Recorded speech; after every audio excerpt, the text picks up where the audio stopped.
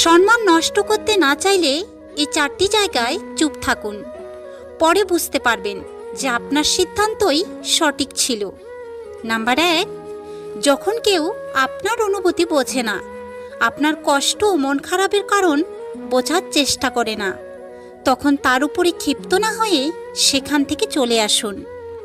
Number 2, যখন কোনো মূর্খ বিনা কারণে না বুঝে তর্ক করে, তখন কথা না বাড়িয়ে চুপ করে থাকুন, কারণ মূর্খদের সাথে তর্ক করে কখনোই জেতা যায় না।